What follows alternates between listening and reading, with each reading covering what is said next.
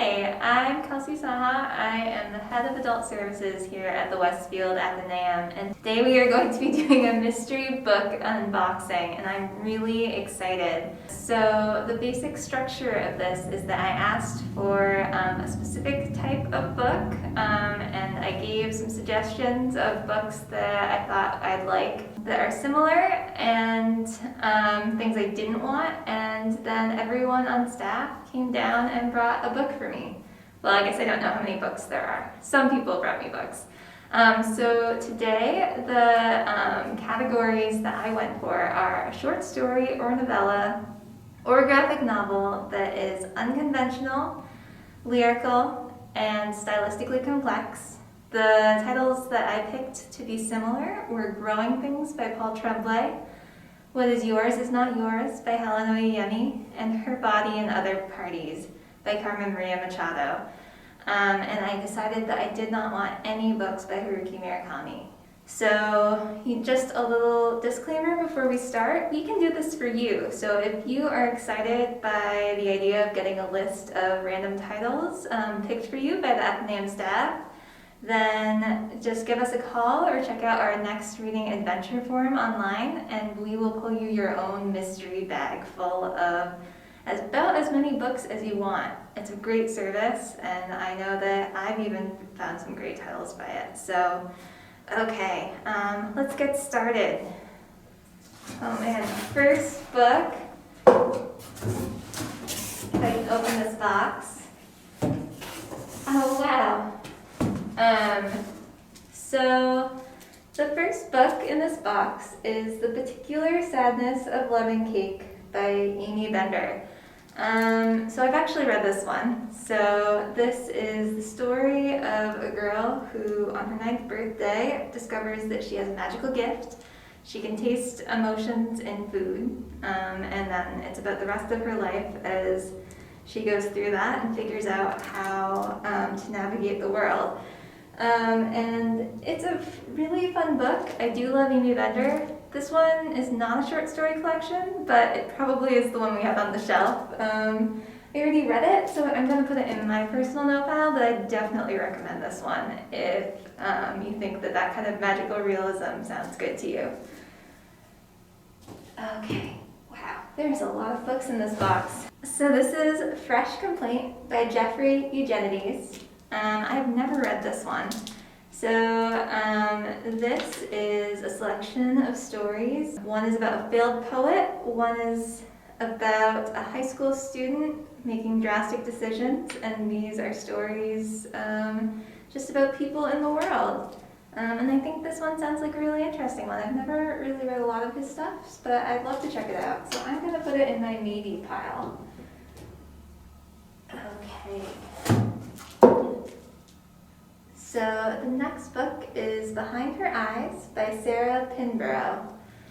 And I've never read this one, so let's see. So this is a modern love triangle, a masterclass in juggling moods and two sides to every story with what sounds like a remarkable ending. It sounds kind of like a thriller. It seems like a really interesting book. I'm not sure that I'm in the mood for thrillers that evoke Hitchcock right now, so I'm going to probably put it in my no pile for the moment, but I might pick it up another time.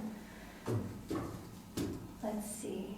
What else? Oh, Upright Woman Wanted by Sarah Gailey. I actually just picked up her other book, The Echo Wife. So this is kind of a western about Esther, who is a stowaway hidden in the librarian's book wagon in an attempt to escape a marriage that her father has arranged for her. It sounds like a really interesting, futuristic American Southwest, which, you know, I didn't know that I was looking for this, but maybe I was. So we're going to put it up because it's another maybe, I think. This is such a fun box. So let's see. The next one is Roar by Cecilia Ahern, which is the tagline, if you can't see it, is 30 stories, one roar.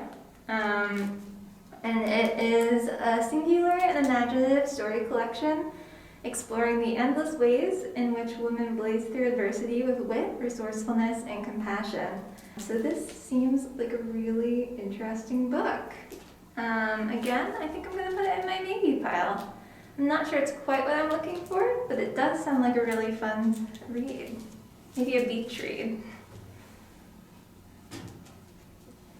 Okay, let's see, what is next? Ooh, this looks fun. This is 20th Century Ghosts by Joe Hill. What is it? It is a ghost story. And also, I think, definitely a horror story. Sometimes ghost stories aren't horror stories, but I think this one is. And it does look, I wasn't initially sure, but it does look like it's got a lot of different stories within it. And they all sound pretty spooky. This actually might be exactly what I'm looking for. So I'm going to put this over here as a yes pile. I wish I had a bigger table, but it can only fit so much. So let's go on and see.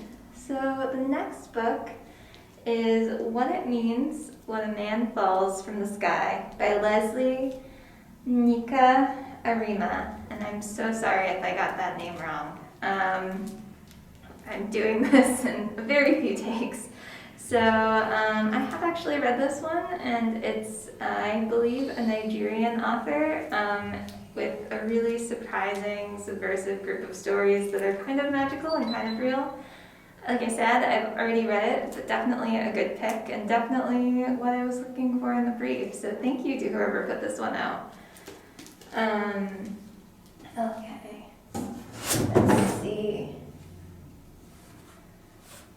Ooh. The next book is Sooner or Later Everything Falls into the Sea by Sarah Pinsker. And it is a debut collection where you will meet runaways, fiddle-playing astronauts, a touring band, underemployed Americans, retired time travelers, and doppelgangers.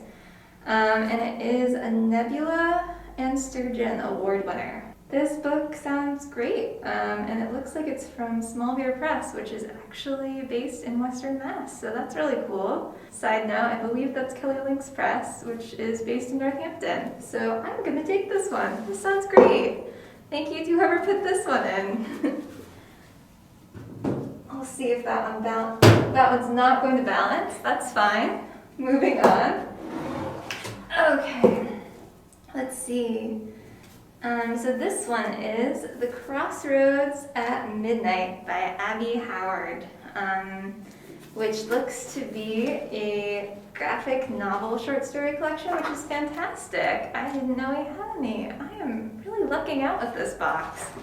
So this one, the tagline is, around the dark edges of reality lurk unknown beings with unknowable intentions. Ordinary objects can become cursed possessions, entities who seem like friends can become monstrous, and those who seem monstrous can become the truest companions. Have caution when reaching into the darkness, because you never know what waits for you at the crossroads at midnight. Wow, this sounds really fun. I think I'm definitely going to put this on my to-read list. Much like the other one, I don't think it's going to stand upright because it's paperback, but I'm really excited to read this one. Wow. There's still more to go. I'm never going to be able to read all these books. Okay, let's see. So this one is Inland by Taya Obrecht, who is the author of The Tiger's Wife. And it has a little note that says, just in case you might be interested in reading 2 novellas woven into a book. The Tiger's Wife was a really big one. I remember a lot of book clubs doing that one a few years ago.